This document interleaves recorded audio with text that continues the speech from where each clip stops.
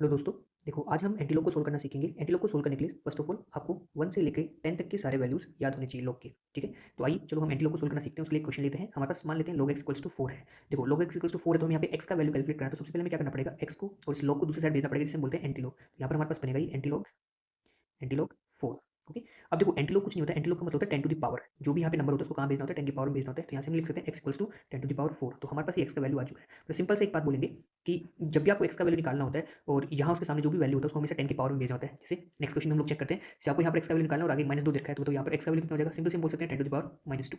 Okay. अब देखो कभी डेसिमल वाले नंबर आ जाए तो उनको कैसे सोल्व करेंगे, तो उनको सोल्व करने का भी सिंपल सेम तरीका है। आपको सबसे पहले ये काम करना है, जो भी वैल्यू है उसको 10 टू द पावर में भेजना है। तो 10 टू द पावर में भेजोगे तो कितना हो जाएगा, 4.3।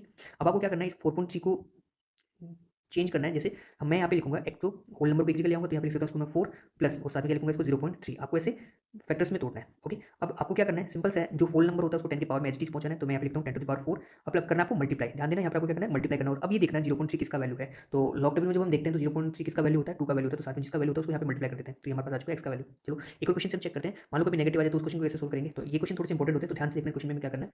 सबसे पहले तो हमें यही काम करना है, x इक्वल्स टू जो भी वैल्यू उसको 10 की पावर में भेजेंगे तो यहाँ पे वैल्यू आ जाएगा -2.05।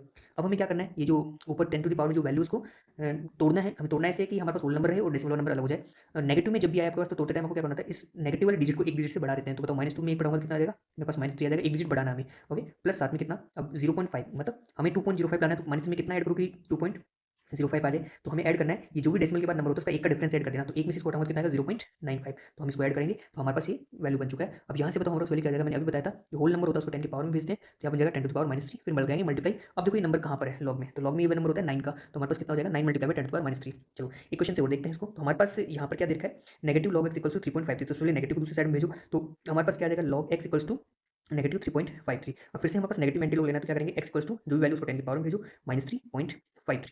अब हमें क्या करना है, इस वैल्यू को डेसिमल में अलग करना है। तो मैंने क्या बताया था, नेगेटिव जब भी दिखे तो एक डिजिट से आपको बढ़ाना है। तो बताओ कितना हो जाएगा, 10 टू द पावर -4। अब कितना ऐड करूँ वापस ये वैल्यू बन जाए, तो इसका 1 के साथ डिफरेंस कितना आएगा, 5.3 का।